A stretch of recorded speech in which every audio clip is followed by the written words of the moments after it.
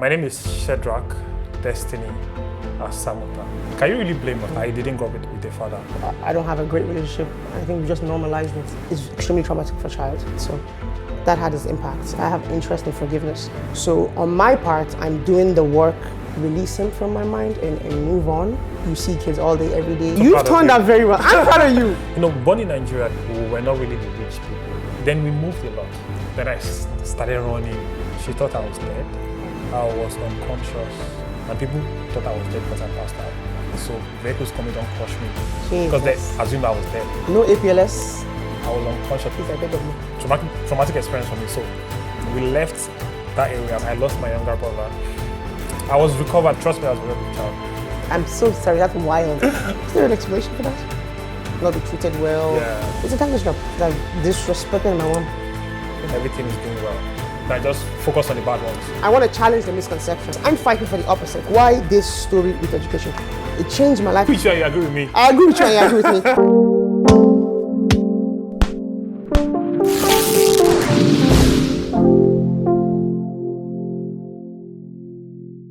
All right, guys. Thank you for joining us. Hello, sir. Hello, Ma. Thank you for coming on to the channel. Appreciate you making some time out for me. Yeah, thank you for inviting me too. From your busy schedule. You know, we are busy, and of course, like you're making time for all this, so why not? Appreciate you. We both came from work. Yeah, sure. We usually drove from work together. And we work in the same place. We work in the same place. But she's a doctor in medical sciences, so different roles and all. Different roles, but complementary. But part of the same team. So 100%, because if the bloods are off, we need to know about it, right? You know this sense. I specifically told you not to bleep me. So far, you've been good. Yeah, I'll try my best to keep to that. Yeah, I got many calls from that. The thing is, like, your name is top of our bleep list. Why? So remove it, please. I'll tell my colleagues to just pity you. Tell them, I beg you. Also, you guys do this thing where you ring us, but it's actually not, you ring the wrong team. It's very annoying. Well.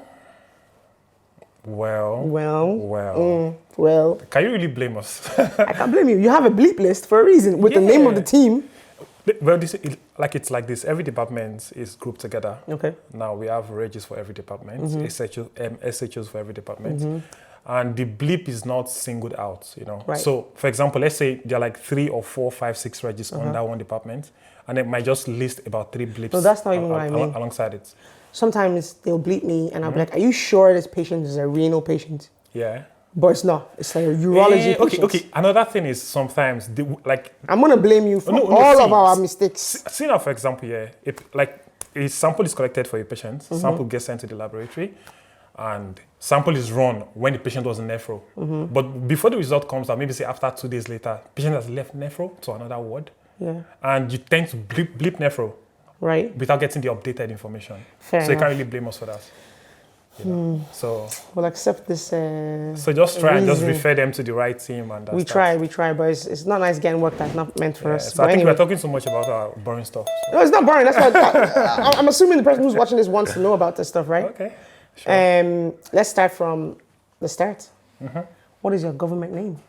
My name is Shadrack Destiny Asamota. Okay. Asamota is where in Nigeria now? Okay. It's like this.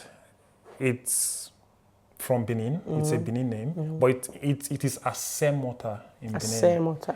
But while I was in primary school, I spelled my name wrongly in my WAEC. I think you told me the story. Yeah, so I spelled it as Asamota instead of Asamota. And I can't really change my WAEC result anymore. And I just adopted the name. I just kept it going. Remind me your history. Do you have siblings? Are you an only child? Yeah. Well, it's a kind of, well, it's funny. I'll just tell you straight up. Tell me straight up. I don't have siblings. Okay, cool. Yeah, I used to have one. Okay. But yeah, it passed. I'm sorry. But I have like step siblings. I have step siblings, but direct siblings, same mother, same father, I don't have any. Okay. The reason why I asked that question is I have a big thing about names, and if you watch my channel, you'll know that because I've mentioned it. I ask every guest, what's your government name? Yeah. And for you to have misspelled it on the WAEC and to adopt it, my follow-up question was going to be, how does your dad feel about that? Like, how do you feel about, men usually have this strong thing about my name and my heritage, and it doesn't bother you, or what's your take? Well, Asamota, the person the Asamota guy wasn't really in the picture. Okay. So I'm sure he doesn't really care. Or he didn't care per se then. So what happened was his name is Asamota. I didn't grow up with a father. And my mom just gave me the name because it's his name that like he gave birth to me, of course. And you know, as a child growing up without a father now and everything, it happened by mistake that I got to choose Asamota instead of it happened as a mistake. But after it happened, I kind of, you know, happy it happened that way. Because I don't really care about much about the Asamota name, and I just adopted the Asamota as my own name. So that's how it is for me. I love that. It's almost like you're creating your own line. Well, yes, and funny enough, I've not met any Asamota. Wow. Never. There's none. So I'm the first, like Asamota, first of his name. First of his kind. First of his kind. Yeah. I love that. I resonate with your story. Yeah. I don't think I've shared. Oh yeah, of course, yes. I don't think I've shared on the channel. I think we are very similar in that area. But I'm happy to share. I think the more I shoot, the more I share. Yeah. I don't have Olufemi Ojo is your father's name, right? Olufemi Ojo is my dad's name, yeah. It's a compound name. I actually probably should ask him. I think maybe his siblings use Olufemi and there's something else. I'm not sure how it works, but the whole thing is my dad's surname. And his first name is Femi. I don't know how they do names in Yoruba content, but me myself, I don't have a great relationship. I don't have the best of relationship with my dad. Okay. I also grew up in a single parent home. Single parent. Was he there while, like when you were small? So it was a complicated story. So my parents were together. It's not that complicated, it's the typical. They were together, they split, as parents often do. Sometimes, I shouldn't say as they often do, because it's really not normal. And I think we just normalized it. Yeah. It's almost normal now. Yeah. But my parents split when I was in my formative years, which is a dangerous time really for a child to lose a parent, when I was 14.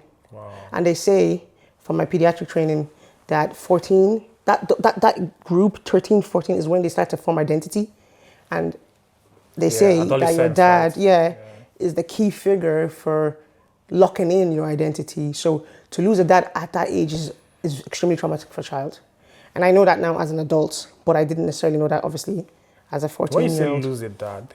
Whatever you, by death or by separation, whichever, like if you, to lose a parent from, in terms of the structure of how it should be, where you have mother, father, and children. Yeah, of course. It's not a great time. It's never a great time, right? Yeah. Let's start there. Yeah. But it wasn't a great time to lose a parent, so that had its impacts. I'm actually still working through those impacts right now. I'm currently in therapy. You, like it's long-lasting. Yeah, 100%. And also, like after he left, or after you guys separated, did he make any effort to be in your life? Is he in the country? No, he's not in the country at the moment. Okay. Now, in my adult years, we have had more adult conversations, and as of right now, as we shoot this video, it is the relationship is a work in progress. Okay. I think right now, for the first time in my life, I have interest in forgiveness. That was not the case. So on my part, I'm doing the work, both in therapy and in the place of prayer, to just release him from my mind and move on. Hey, listen, you know what? This is not the content I thought I was shooting today. Like, I think we drifted already. It's okay, it's okay. Look, that's why I don't script. Organic, yeah, I don't script. Whatever comes out is what was supposed to come out. Yeah. It's interesting because this is what I'm actively working on right now. Like all of this stuff, right? And as a pediatric doctor, you see kids all day, every day. We have MDT meetings talking about our psychosocials. So, you're constantly, every day, coming to terms with the fact that this was me at some point in my life. Do you know what I mean? And parents need two children. Yeah, children need two parents. Simple as that. And sincerely, I think you've turned out like perfect. So have you. Perfect. You've turned out very well. You've turned out very well. I'm proud of you. It's a two-way street. Why are you giving me my flowers? Calm down. Well, I wouldn't bring you on here if I didn't think you were someone who people should hear from. Okay. So let's circle back to you. Tell us, I want to focus in on your career journey, right? Okay, so we could talk about the personal stuff, and if it comes up, it comes up. But tell us about your education from primary, secondary. Walk us through your CV, basically. Okay. Born in Nigeria, you start education. You start from nursery school at a very young age. It's like this. It's different for different people, different from different economic class. Okay. So we were not really the rich people while I was growing up. Okay. So I started from, I think, majorly that I can remember, maybe I did like some little bit of nursery, not really much, but I started primary from primary school, primary 1. Okay. What age is primary 1? How old was I then? I can't really remember. It's fine, just roughs. Because I don't know the system. Maybe I was like 3. I'm not sure. 3. So it's like our senior infants, junior infants. Yeah, possibly. I'm not sure. Possibly by 3. Then we moved a lot. Okay. Yes, because I started Lady Luck Primary School. That was my first school. I still remember my school uniform: shorts, blue short-sleeve top, blue shorts, and a cap, like face cap. I was like about 3, I'm up to 4 years then, maybe 4, maybe possibly. Then primary 1, of course, first term, second term, third term. And while I was in primary 1, I had an accident because I didn't really grew up with my dad, like I said, and my mom was a businesswoman. Okay. Also, I love to hear that. One. Let's go. Women and money. I love it. So she was a businesswoman, and I go to school then with my cousin. Okay. Our school is like very adjacent to mine. After my school, the next high school was ours. She was like GSS1 high school while I was in primary school. So I go to school with her, come back with her, and I think that day what happened was, we crossed the road, we walk, like we don't take the bus, we walk to school. It's a little bit, not very close, but we walk though, like say 40 minutes walk or thereabout. While coming back from school, we're crossing the road and, I'm a kid. I guess she didn't really hold my hand, so she crossed and I didn't follow her. Okay. So she was on the other side of the road and I was on the other side of the road. And she said, okay. Then she was like, oh, when I say cross, you cross from the other side. Like it was speaking broken. So if I say cross, you cross the road. Oh. Okay, no wala. So she checked and she said, cross. Then I started running. One Okada just come like that. Oh, hits me on the way and went up road, fell. And she got scared. She thought I was dead. Oh. Yeah, and she ran away to the house to inform them that, oh, Shadrack is dead and all that. I was unconscious. It was hot afternoon. We closed school around 3. Closed school around 3, then let's say after 3 it happened. Hot Nigerian sun. And I was in the middle of the road on the tarmac, then in the middle of the road, and people thought I was dead because I passed out. I think what really happened is somebody came and just brought all these tires to put around me so vehicles coming don't crush me. Jesus. Because they assumed I was dead. No APLS? Well, that was what happened. No ambulance services? I stayed there from 3:30. School closed by 3. After 3, I stayed there from after 3 to like after 7 on the hot sun down there. People thought I was dead. What kind of arrangement is that? I think what happened was I was unconscious, then I became conscious by myself. That's wild. So I started coughing. Then, what I'm telling you is what was narrated to me. While I was on the floor, I didn't know what was going on. Yeah. But I remember opening my eyes in a chemist. You remember this? Yes. Side note. I still remember. Can we side note? Yeah. I have no memories before the age of, I want to say 7, 8. I don't think, to be very fair. Nothing. Blank. Nothing. I feel like I concepted to life at 10. Sticks to you, yeah? I don't have no memories. It's very concerning. That really bothers me. I have some like scenes I can still picture, I can still remember, some scenes here. But then again, that was a traumatic experience, so maybe your brain just held on to it, but that's mad. Yeah, that was like the only accident I've had, so. Well, I hope so. How many do you want? No, I don't want any other one. Amen. So, yeah, okay. So. Wow, crazy story. Okay, keep going. Yeah, so I woke up in the pharmacy there. When I woke up, I think my mom came in not long ago because she heard the story and she ran down. You woke up in the pharmacy? Yeah. We need to talk about the healthcare system in Nigeria. How do you go from being unconscious on the floor? No ambulance. No ambulance in a tire. And then you're in a pharmacist. Yes, that's wild. I was in a pharmacy. Sorry, how? They were feeding me milk, Jesus is the Lord. APLS out the toilet. No, seriously, saving lives, none of that. No first aid. What? No Red Cross. What? I hope things have gotten better, but I know they haven't. I've heard wild stories even in the thing is, the area, maybe no professionals around, so people doesn't matter. There's no people ambulance that cared service. Could only do what they thought to drink milk after a car has hit you. Wow. There's this there's this conception that milk and malt is like a lifesaver. It gives life. So. Do you know what I'm thinking of right now? Have you ever heard of that Aproko doctor guy on Instagram? Yeah. I'm here to tell you this morning that malt and milk and even the addition of tin tomato will not help your body create blood. Is he on I'm just picturing him right now, just like hearing the story and his reaction. I've also did a very good video on that. Like, how? That's crazy. Me. No, crazy. no. People need to have basic understanding of like, life-saving measures. Milk is not one of them. Please, I beg of you. If you see somebody on the side of the road, whatever country you're in, milk is not the answer. I beg you. I beg you. Oh my God. What? Yeah, that's what happened. So I had bruises. Okay. Up to now. Right. My knees are dark. Wow. Because of the bruises. You know, my elbows, up to now, like from my head to my toe, I had bruises everywhere because I rolled on the floor. You know, so I have bruises all over, and it took time to heal. But traumatic experience for me. So after primary 1, we left that area. We relocated from there. I think there was a break in my education because that was when I lost my younger brother. Okay. After that event, I lost my younger brother. Then the place we were living, my mom didn't want me to stay there again, so she took me to stay with one of my uncle in Ike2.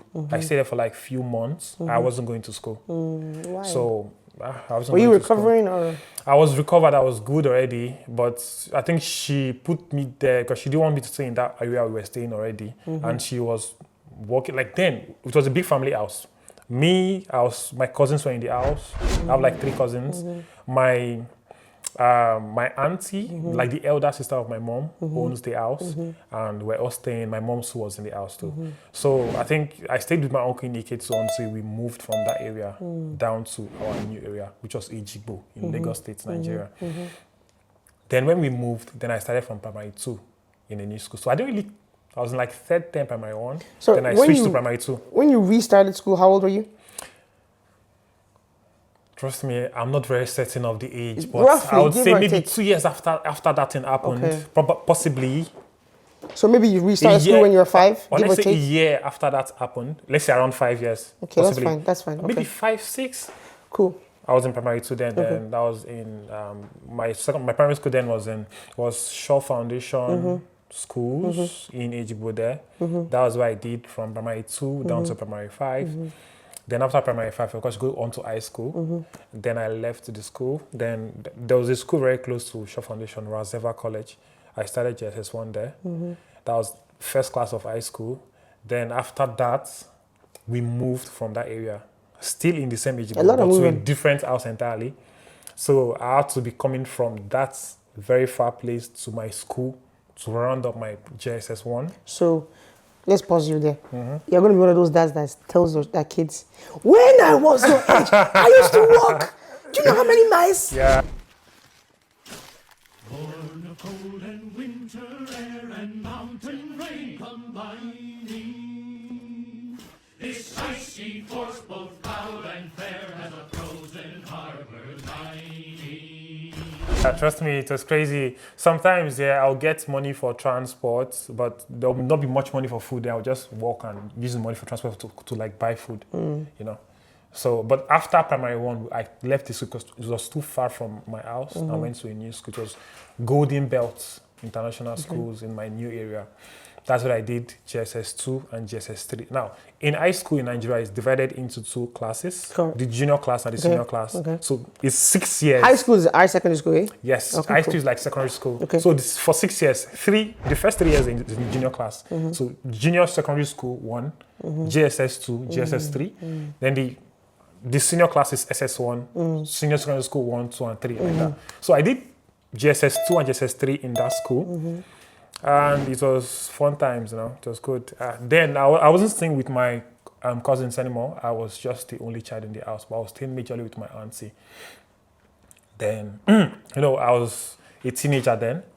So, yeah, fun times, play around, youthful exuberance. I started playing video games and all those things, but I never did anything really bad. Then, are you sure? No, I didn't. Trust me, I'm a very good. I was a very good child. Boy. Yeah. Trust me, I was a very good child. I used to cook. Anybody that says trust me is lying. Well, you never can tell. I'm not saying keep going. Yeah, so I used to cook then. Did my best, Did my best. Yeah. I cook for people?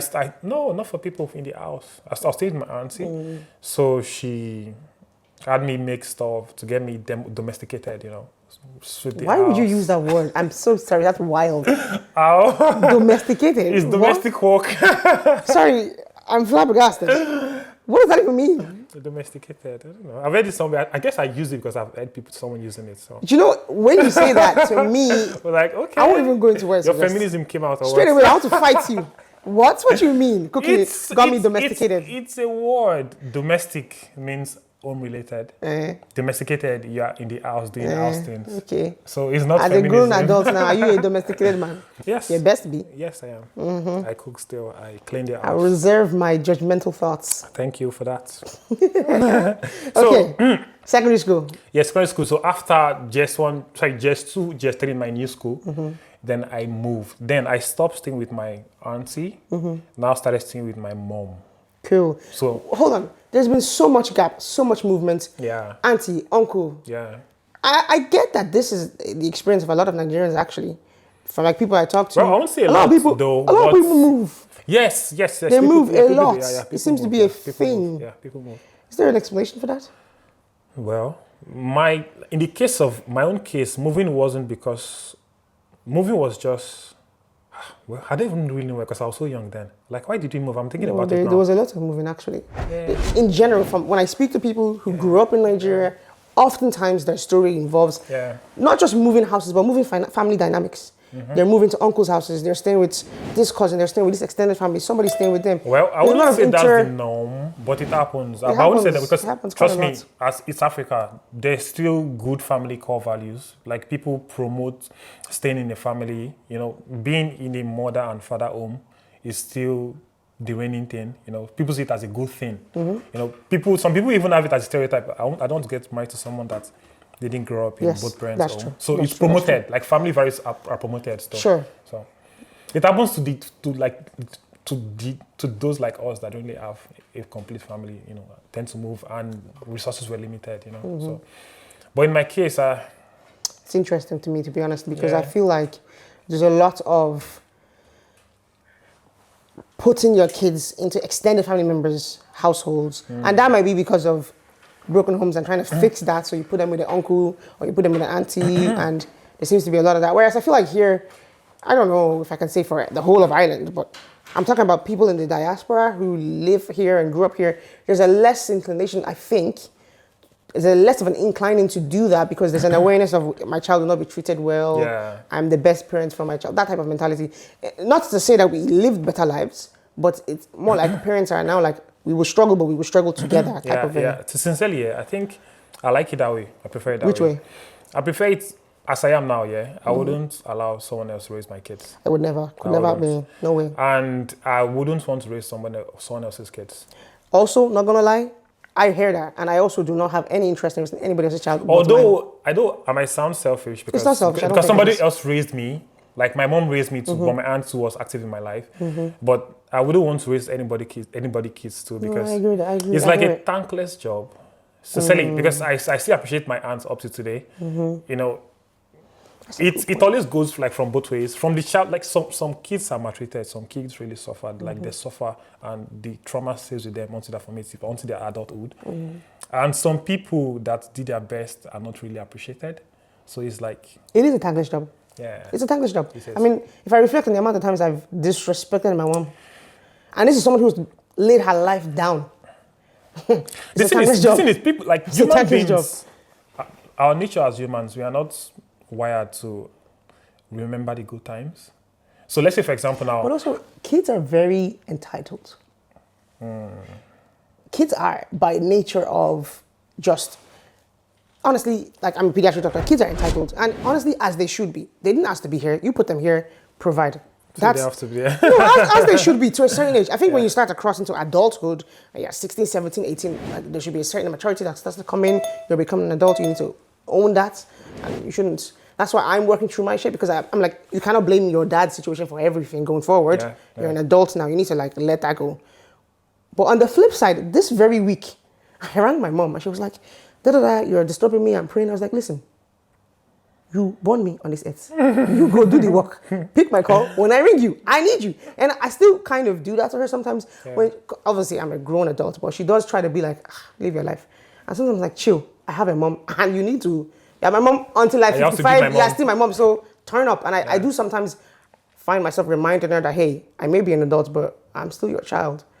So why did I say all of that? You said something to Yeah, spark that. no, I was saying that, like, as human beings here, we are naturally, like, we don't remember the good times. That's it. That's what got me on that track. We don't, like, we don't, for example, now, if you get somebody stays in your house, maybe your friends come and stay in your house, and you do all your best for the person. There is food, there's everything, everything is going well. Then something happens, then you do something bad to the person, just one bad. And maybe later the person leaves your house. You'll be funny to hear that later on, the only thing the person remember is that bad you did. Favor, witty favor, do me. Favor, simple. Like human beings, we don't appreciate the good ones. We we just forget about it and just focus on the bad ones. It's not that we don't appreciate it, but I'm going to say my tagline again. Welcome to the channel strip, where we channel our energy into learning new things and strip away negative misconceptions. It's a misconception. It's not that we don't. What did you say to me? You said I said we don't remember the good times. Good things. No, it's not that people we do for don't us. remember the good times. It's that the bad times have an emotional connection that triggers a higher memory. So from a scientific perspective, So we're saying the same thing. we're saying the same thing, but I'm saying the opposite. And the reason why I'm saying the opposite is I want to challenge the misconception, right? Okay. I think it's a misconception, and that's what I'm trying to do on this channel. Okay. I want to challenge you on that thought. Okay, so we are saying let's the go. exact same thing, but I'm fighting for the opposite, and I'm saying the person who remembers only the bad is not their fault, because it's not their fault. It takes a retraining of your mind to be conscious to remember the good.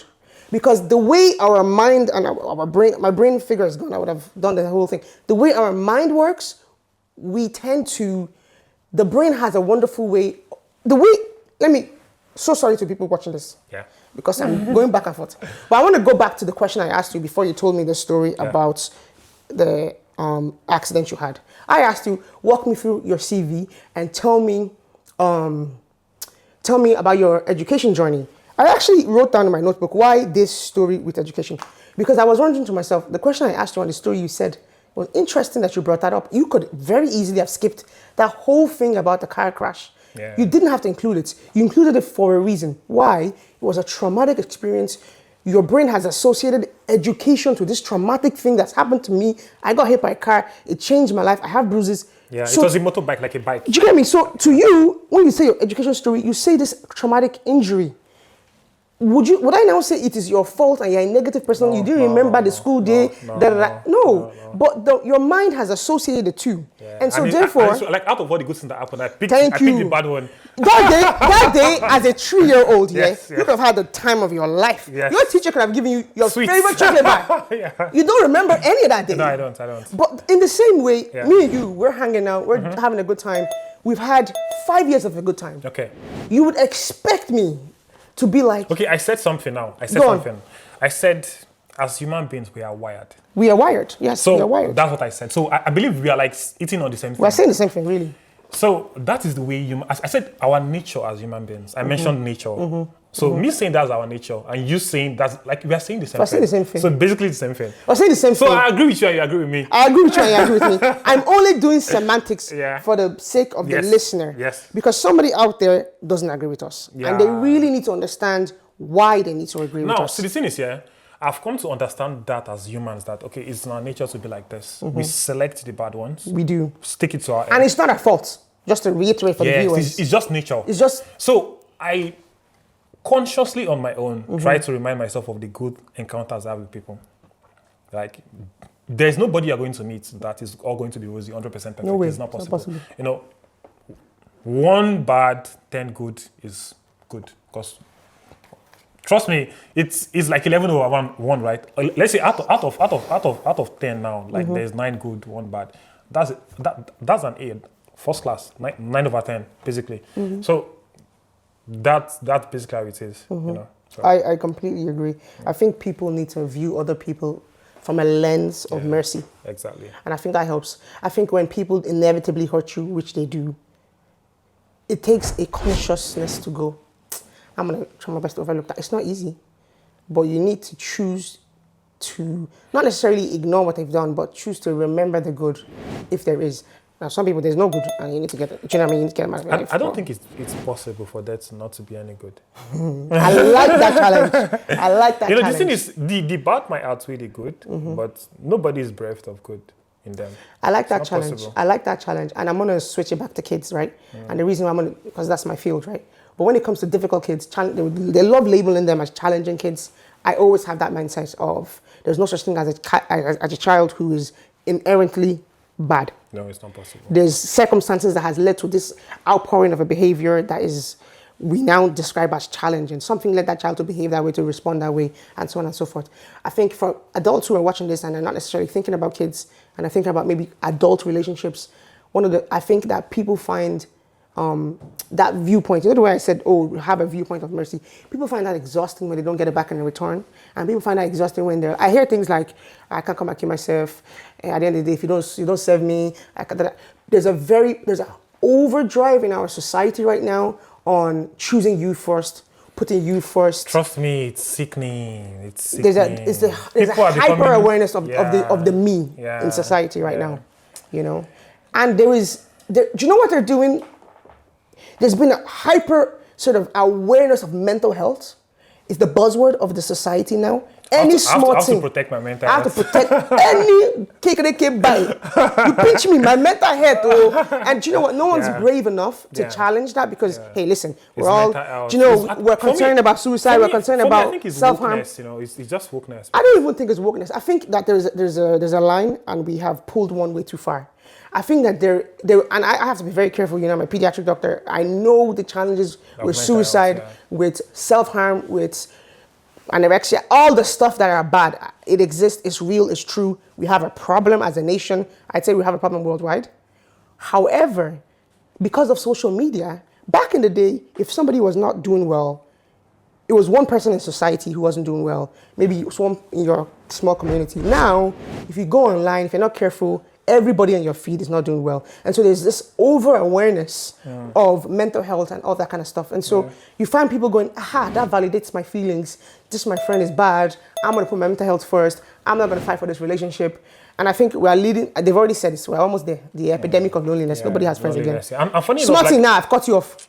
Smart thing now, you're not funny enough, future. people don't see beyond their nose because you just assume everybody is bad. You know, this person is like this, and you don't scrutinize your own self. You are good, but everybody's bad. Come on, think about it. Like, how possible is that? It's not possible. Go Paul, as they say, go Paul. Let's circle back. I really want to tell your story from a career perspective. So let's circle back to. Let's skip to college. Yes. Skip to college. Correct. So straight up, I'll just in a second. So moved to somewhere else to see. I started staying with my mom from SS1 in a new house. Then I went to Urban Heritage Academy. Then I did SS1, 2, and 3. Finished there, did my WAEC. Then tried to gain admission. In Nigeria, if you want to go into high school, the exam you do after secondary school is like your WAEC, is West African Examination Council. So I passed that. Now, going into university, you have to write JAMB, then you do post. I've heard this JAMB. So everybody talks about it. So it was difficult for me to gain admission. So my first year, I didn't gain admission. The second year, I had to go again. Then I moved to Benin. I left Lagos. After I applied to University of Benin. I was just like, it's scattered in my head. I'm trying to arrange it. That's fine. So I applied for University of Benin. So I traveled down to Benin in Edo State in Nigeria for the post-JAMB. Then I stayed back waiting for my JAMB result, for my post-JAMB result. I passed the JAMB. It's like 247 in JAMB, but post-JAMB I failed that because I applied for medicine and surgery then. So that's the equivalent of the Leaving Cert for those watching. Yeah. Medicine and surgery? I didn't know this. I did. So you two are trying to be doctors, Shadrack, Meshach, and Abednego. I applied for medicine and surgery, but why did I apply for medicine and surgery? That's hilarious. No, it's fine. Why did I apply for medicine and surgery? People apply for medicine and surgery. That's why I applied. It's the Nigerian pathway. That was simply why I applied. I just applied because, you know, in our school then it's engineering or medicine. That's it. So just follow the crowd. I just applied. I was like 16 years old then. Okay. So I didn't get admission. Then I stayed back in Benin. I didn't return back to Lagos. So I stayed with a cousin of mine. It was like an elderly person, was way older than me, like double my age then. I was about 16, I was like in his 30s. He had a wife already, so I stayed with them till the next year in Benin. Then I was working he was working in a sawmill. He had a shade in a sawmill. Then I used to go to the sawmill to carry woods and all that, to make some money, you know, just to have some little thing there. At the same time, I started JAMB lesson again. The next year, I was still in Benin. I applied for for University of Benin again. I think my second jam, I applied for a different course. Maybe I applied for, is it biochemistry I applied for? I didn't get admission. I didn't get admission that year. Is it that hard? I mean, the living is hard as well, to be fair. That second one I put in effort though, because So you didn't put effort the first time? The first time I was fresh out of high school. I was Living a good life. But the second one I put in effort, I didn't get admission. Then I went back to Lagos. Okay. I was like, okay, this third time I'm getting admission. I'll go and learn work straight. No time for No time for anything. No more of this. Now the first jam I applied for medicine. Second jam I applied for biochemistry. Okay. Third one I applied for pharmacy. Pharmacy. And you got pharmacy. Let me lead We're you. going there. Yes. All right. That one, I was doing like a madman. Trust me, I stopped hustling of trying to do. All my focus was on getting this year. If I don't get it, then I'm not going to school again. Okay. Then, as God would have it, I blasted the jam, blasted the pursuing. I didn't get pharmacy. Okay, what did you get? I got another course in the school. I got agric. Agricultural science. No, I got crop science. Oh, Faculty God. of agric. Wonderful. I was like, okay, what do I do? Vegetable. No, it's funny enough. What's It's crop? no, like no offense to. Sorry, I should not be laughing. So funny No to me. offense to like people study. It's a very good. It's a professional course. You don't respect it, Jack. Because the moment you say no offense to something, No there's offense. offense to be taken. That's why I said no. No. Let's laugh together. It's okay. It's okay. Nobody's going to beat you. No problem. But I didn't want the course. But what I did was I took it. Okay. It's so for 5 years. Wow. Yeah. Sorry. It's a professional course. Why are you saying wow? No, but how do you What do do you a know about course? crop science? Nothing. But how could you wow. do? No, listen. My story is my story. I can tell you my Okay. story, but how could you do a course for 5 years that you didn't want? Calm down now. I'm calm. Sorry. Chill. So I went to the school. Like, okay, let's see what will happen. Funny enough, like it's a science course. The way I said wow there is wronging in my heart. So keep going. Keep going. it's a science course. Okay. Year one is all sciences. All right. Mathematics, physics, chemistry. Oh, That's okay. year one. Okay. I was like, okay, year one is all sciences, physics and all that. Let me go and do year one and see what happens. At the same time, I'll try to move. What a mentality. I'll try to move. So I moved in. Things were really difficult. My first year in school, I'm not judging you, by the way. Yeah. I'm so not judging you. yeah, of course. But keep It's, going. it's my story though. But so things were really difficult. I don't know. I'm laughing. Please forgive me. It's not funny. Me that I'm Are you telling you. laughing? No, I don't even know why I'm laughing. Are you Just laughing because listen to me. of the crop science or what? I don't know. I tell you what though. I listen. I have my story about the whole living cert thing. Yeah. I did the living cert twice. Yeah. I've done an undergraduate course Okay. before I got into medicine. So Okay. if anybody's supposed to be laughing, it's not supposed to be me. But the idea of you studying crop science, Calm down. and even the way you're saying it, I just Yeah. say let me give year one a try. Yeah, of course I did. Yeah, funny guy, you. Year one was all sciences, Okay, keep basically. going. Yeah, physics, English, and all that. Yeah. Chemistry and all that. Then while I was in, Please, everybody, forgive me. so while I was in year one in school, then Okay. it was for 5 years. But Right. in year one, That's medical school, bro. I rewrote JAMB again. Okay, So fair, I was fair, a fair, student, fair. Yeah. but I went back to rewrite to start from year one Sure. again. Then I chose medical lab science because I Very didn't good. want medicine. Why didn't you want it? I didn't because number one, it's so lengthy in Nigeria. It can take you up to 8 years. I don't want to dedicate 8 years of my life studying a It can course. take that long here too, but I hear you. 8 years, hear so you. I wasn't vibing with it. Okay. I wanted something I would do immediately, And get out. and I wanted a medical course too. So I fell in love with medical laboratory science. How? Walk us Funny through enough, how how did you it got happen? there. How did it Because do you happen? know what? Yeah, a lot of people don't even know about this course. It's part of why you're here Yeah, today. yeah. A lot of people don't know. A lot of people, even in Ireland, who are doing the living side, don't know what a medical scientist is. Yeah. It doesn't come to people's minds. Yeah. So how did you land there? Trust me, the story is not very clear, but I'll put it this way. Okay. In school, then you have roommates. So I had some medical roommates, like people studying medicine, pharmacy, and all that. And I think somehow I met few people studying medical lab while I was doing agric. You meet people, you talk to them. So what department are you in? Medical laboratory science. Oh, really? Okay. Then I started to ask questions. Then I saw what I did. I loved it. So Science, what did you man, love exactly? I loved it. What did you love exactly? It's like you're an oracle, like What Babalawo. is it? Okay. In the medical field, Wonderful. I'll explain to you. He's a babalawo. It's like an oracle. Now, for example, now you have a problem and you don't know what the solution is. You go to Baba. Baba, how far? See the problem I have. And Yeah, Baba be like, weirdo. okay. Then Baba throws the stuff and tells you your problem. I was like, okay, so I'll be like an oracle. Yeah, weird. Like, if a patient has an issue, you come to me to consult me to ask what's wrong with the patient. I was like, okay, I like that. It's like the eyes of the gods. You know? I mean, to be fair, to be very fair, with all of our medical knowledge, we do love our clinical science, which is like, oh, go and examine the child, put your hand on the stomach, touch the patient, get in there. We love that, and it's a huge part of how we diagnose. But at the end of the day, we need our labs. So this thing is touching the stomach. We should probably tell people what the labs are. We haven't done that. Yeah, of course we will. All those examination is important, of course, because it tends to guide you on the path to follow. In the comment section, the doctors are coming for you for what you're about to say. No, it is important. But the thing is, you can't be 100% certain this patient has this without asking us. You can't be 100%. Yeah, I'm not disagreeing with you. But I know a lot of people are and there are loads of issues about wrong like misdiagnosis. I thought it was this, so I should have tested. But the labs, listen, let's not go into it. I don't think we'll ever agree. See, this thing is we're a team, basically. That's just it. We're a team, okay? We're a team. But I wouldn't say that the only way to make a diagnosis is based on labs. No. A lot of things are clinical diagnosis. See, the thing is, a lot. The thing is, it is not possible to use only the one laboratory thing to diagnose. Sure. Like, come on, it's medicine. Good. As long as we're on the same page. It's more complicated than that. Okay, as long as we're on the same page. You get? Yeah. But the thing is, you have this suspicion. How do you confirm it? You do need your labs. You do need your labs. Simple. So let's define labs for those who don't know what I'm talking about. Okay. I'll let you do it. It's your job. Well, the laboratory is a place. Is a place where, for example, I work in a medical laboratory. So medical laboratory is a facility where we diagnose patients. So basically, the doctors or the nurses or the phlebotomists collect samples, send the samples to the laboratory. What's a sample? The sample is a clinical specimen from a patient. For example, you're using big words. What's a clinical specimen?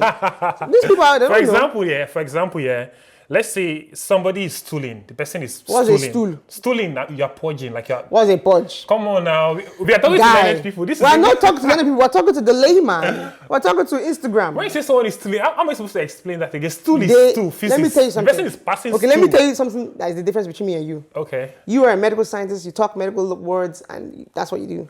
We, the doctors, we have to be able to talk to the humans on the other side. That's true. We on our exams, one of the exams I just did, they will mark you on how much medical words you're using, and they will dock you marks for using medical words. Really? Yeah, because you need to be able to talk to people in ways they will understand. That's something I've not really thought about. Because you don't talk to patients. Yeah, I don't. So if I'm talking to a parent, I can't be telling them you're a specimen and you're stooling. I'm going to say your poo had a bacteria inside of it. In fact, I don't even say that, to be very honest, because even that's like complete. I'd be like, your poo has a bug. Most people can get that. That's true. So start again. And no medical terms. Okay, so... no medical terms. What do you do? Okay, so for example, a clinical specimen is... clinical specimen. No, I want to break it. What it is. It's that substance you collect from a patient that you can test to know what is wrong with that patient. So let's say, for example, a patient is pooing excessively, uncontrollably.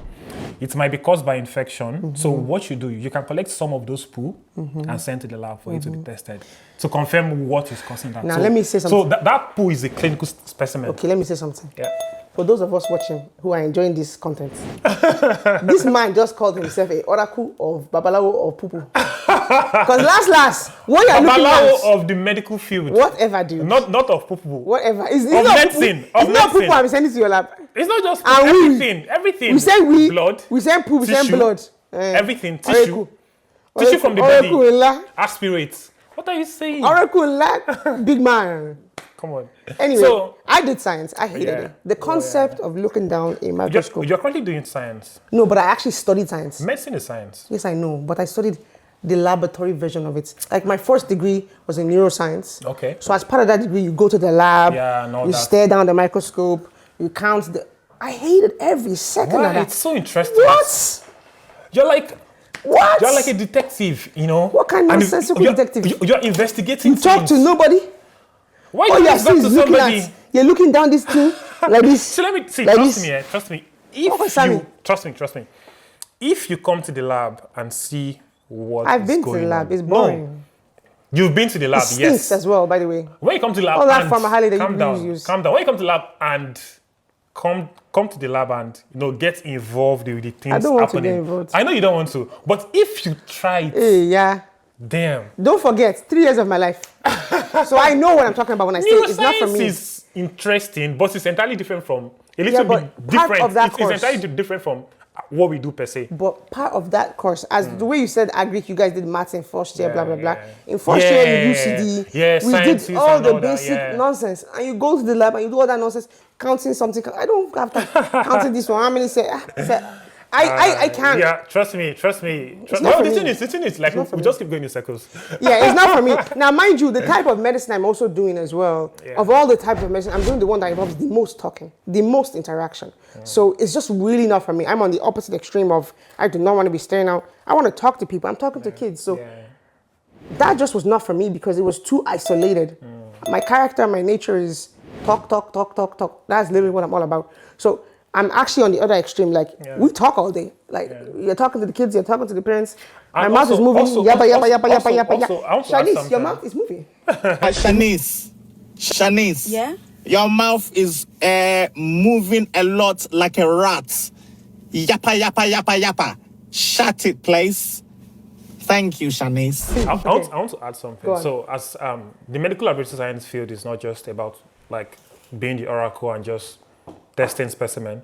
Aside that, you're also involved in the fabrication of equipment. The what? You're also involved in equipment. Fabric, what did you say? When you say fabrication of equipment, That's what that means. like fabricate, when you fabricate something, when you make something. Oh, okay. You know, so let's say making and manufacture of equipment, the science of that. We're also involved in. Very good.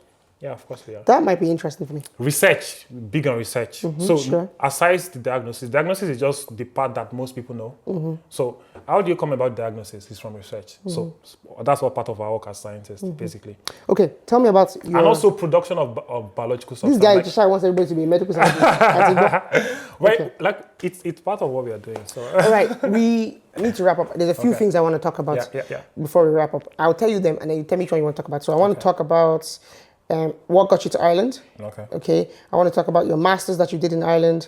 I want to talk about work-life balance. How you talk about which one you prefer. Work-life balance, coming into Ireland, your masters, your work-life balance, what you've found in terms of like just transitioning from working in Nigeria to working in a different cultural context.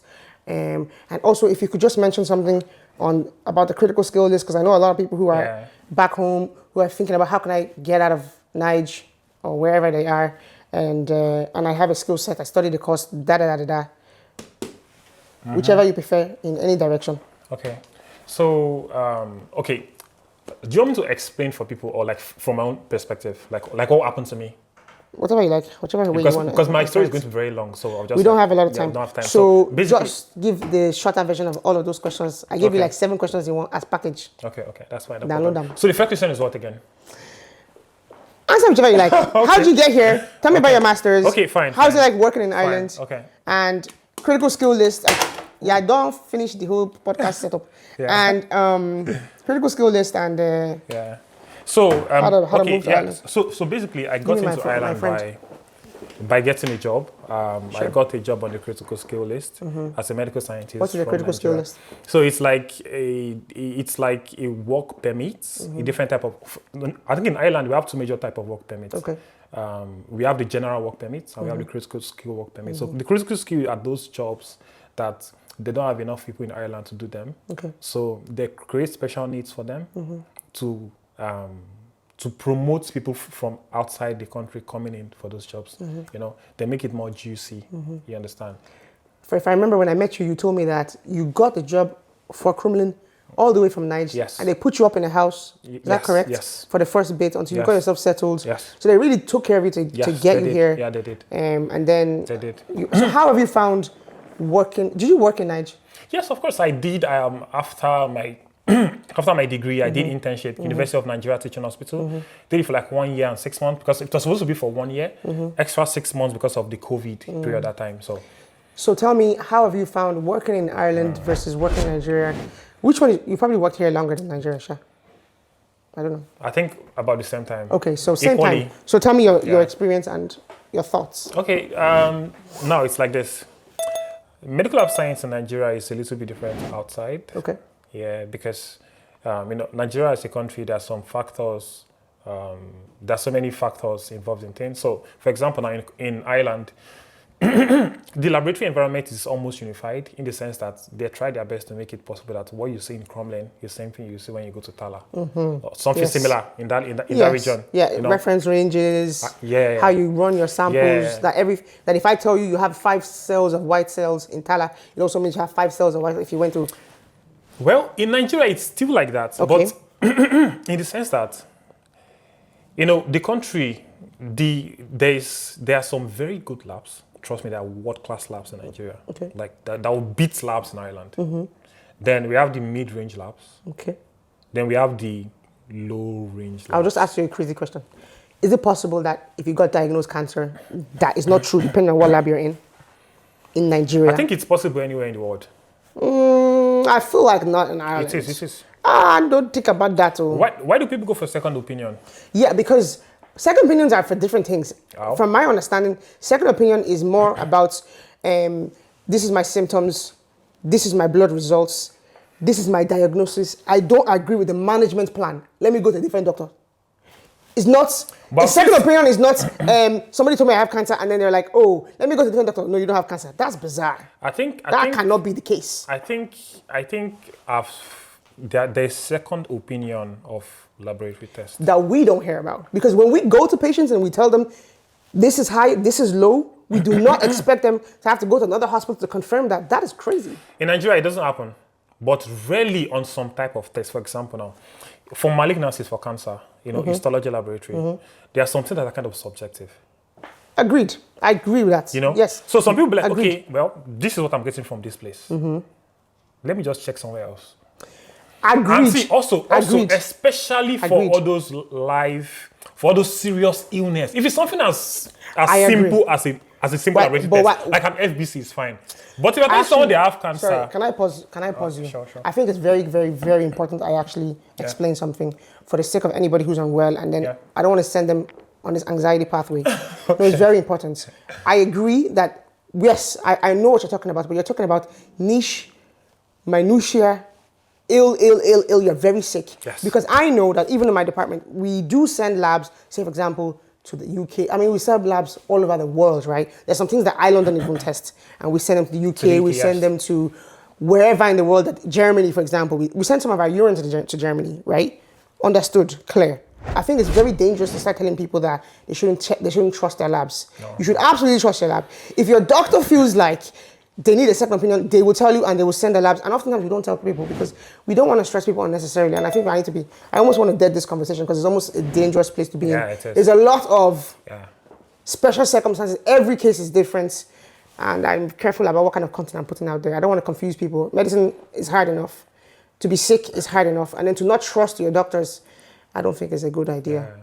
I think the challenges in Nigeria are the challenges in Nigeria, and I don't think they cross over here. So I don't mean to shut you down. No, it's fine. But I'm just being conscious of what I put out there, and I don't Yeah. think it's right to confuse people. Yeah.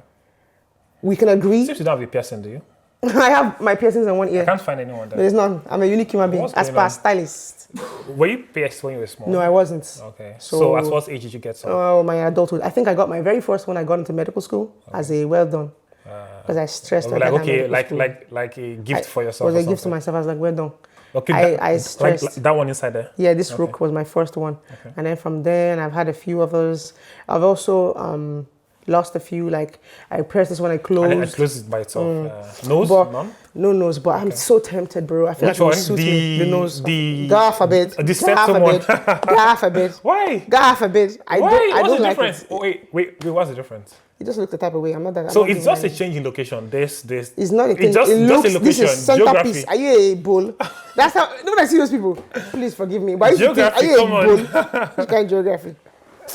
Guys, let's wrap this up. This has been a pleasurable experience. Yeah. Pleasurable experience, actually. This is the man, the legend, the myth, Shadrack, Meshach, and Abednego, 3 in 1. Spirit and vibes. It's been a great time. Thank you so much for coming on. Yeah. I hope people enjoyed that. Please don't stress about your labs. Please trust your doctors. Wherever in the world you may be, because at the end of the day, you really, not to say you don't understand it, but it would be too much work for you to try and understand it yourself. I do believe in second opinions, just to say. Yeah, of course. But I don't know what to say more than that. I'm a bit afraid to put that out there. No. I don't want to cause anxiety, you know. Let's just tread carefully. Tread carefully, trust your doctors. Any final thoughts? Well, it's been a pleasurable experience for me, like being invited to the ChannelStrip. I've been looking forward to this for a long time now, and I good to be feel here. very happy to be here. It was fun. This is one of my more enjoyable. And the time just flew, The time flew. And big shout out to Blake and shout out to TGC. They are a great studio. I'm here for the first time. I've had a fabulous experience. I shall be back. And if you're shooting And TGC content, is the game changer. the game changer. You see how I paused there because I forgot.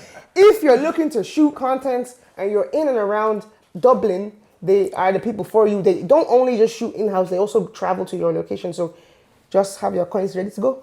Alrighty. Their stuff will be in the drop in the link Yeah, below. I hope he's going to pay for that. Eh? I hope he's going to pay for that. Pay for my promotion. Nah, don't worry about it. Okay. Don't worry about it. We are business people here. Okay. Thank you so much. It's been a pleasure. It's been a great time. Yeah.